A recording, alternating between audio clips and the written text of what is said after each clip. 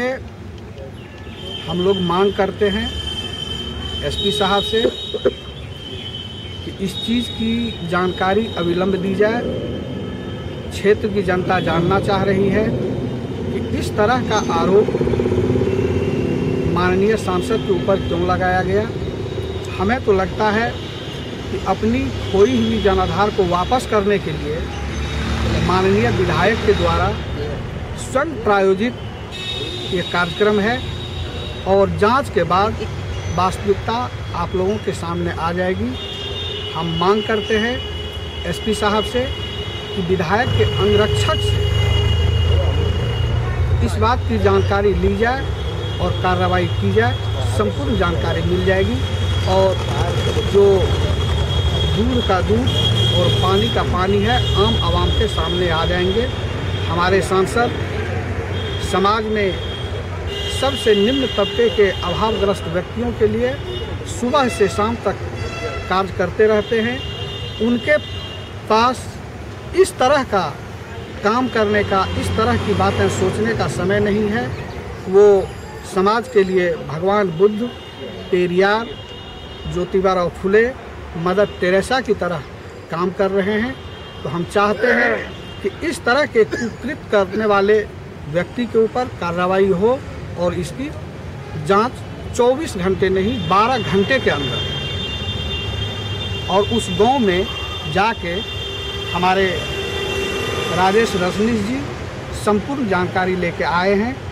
इसके संदर्भ में ये संपूर्ण डिटेल बताएंगे। वाले उसमें सभी लोग थे, लगभग 400-500 आदमी थे। उन लोग का कहना हुआ कि विधायक जी आए और संजय यादव नामक युवक दुकान पे पान खा रहा था और पहले से कोई बात थी, आए और उनको मारने लगे। इसीलिए गांव का लोगों ने विरोध किया तो विधायक जी स्वयं अपने राइफल से 3 राउंड गोली चलाया। थाना अध्यक्ष को भी बुलाए, फिर वहां से आए और झूठ मूठ का हम लोग पर मुकदमा किया। उसके खिलाफ वो लोग वहाँ रोड जाम किए हुए थे और प्रशासन के लोग जब वहाँ गए, वहाँ के थाना अध्यक्ष गए, तब उन लोगों ने रोड जाम जो था उसको तोड़ दिया। हमको जहाँ तक लगता है कि यहाँ के माननीय विधायक प्रोफेसर चंद्रशेखर बाबू, जब राष्ट्रीय जनता दल टूट रहा था तो 13 विधायक में इनका भी दस्तखत था। तो राष्ट्रीय अध्यक्ष के नज़र में भी ये दोषी है।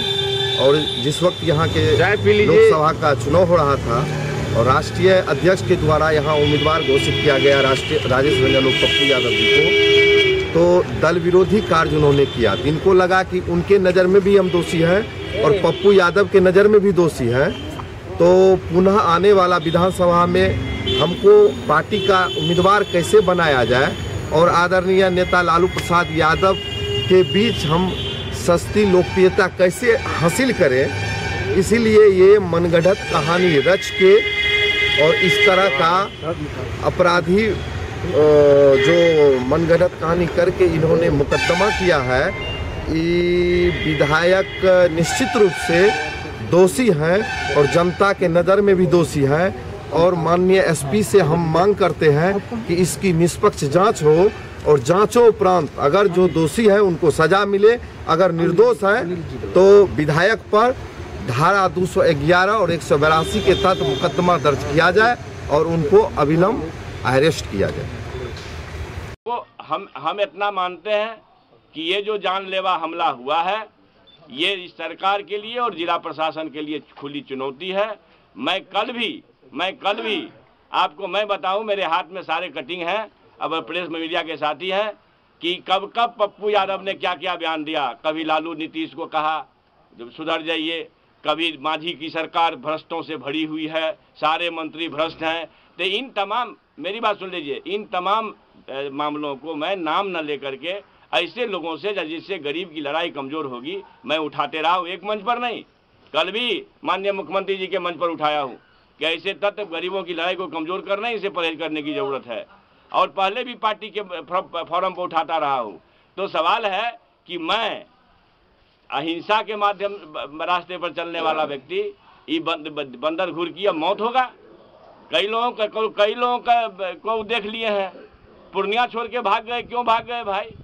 तो सवाल है कि मधेपुरा में मैं अमन को बिगड़ने नहीं दूंगा, प्राण दे दूंगा, लेकिन शिक्षक वकील, बुद्धिजीवी, पत्रकार और व्यवसायियों के खिलाफ कोई भी आपराधिक हमला होगा, माहौल बिगाड़ने का काम करेगा। डॉक्टरों की लड़ाई लड़ी गई, सारे डॉक्टर को कह दिया गया कि भाई ये जल्लाद हैं।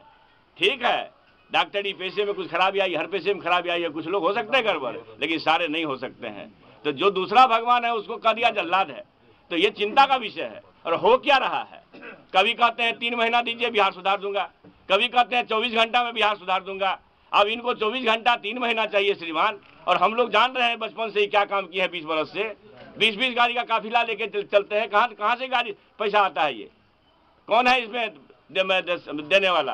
करोड़ों रुपये का संपत्ति, अरबों रुपये का अर्जित किए हैं, कहाँ से आया है ये सब बात? हाँ, इनको जवाब देना चाहिए। क्या पहले से राजा महाराजा थे ये लोग, इनके परिवार के लोग? तो ये बहुत चिंताजनक बात है। हमारे जैसे शिक्षक और गांधी जी के रास्ते पर चलने वाले एक जनप्रतिनिधि पर यह हमला सुनियोजित साजिश के तहत सांसद पप्पू यादव के द्वारा कराया गया है। पुलिस जांच करेगी और मुझे विश्वास है, चूंकि चुनौती है उनके लिए, मैं रात भर जगा हूं और पीओ पर एफआईआर हुआ है, पीओ पर एसडीपीओ लोग गए हैं रात भर में। हम इस बात के लिए चिंतित नहीं हैं कि हमारी हत्या हो जाए, लेकिन हम ऐसे आपराधिक तत्वों के खिलाफ जिनका इतिहास ही रहा है रक्त रंजित, अपराध कर्म से भरा हुआ, उसके खिलाफ मैं लड़ता रहूंगा श्रीमान। और हम ये बात स्वीकार करते हैं कि मुख्यमंत्री जी का मंच हो या आदरणीय नेता लालू जी का मंच हो, सारे मंच पर मैंने इनके जितने भी कारगुजारी हुए हैं एमपी बनने के बाद और जितना गलत बयान दे रहे हैं, इस सब का पर्दाफाश किया है मैंने।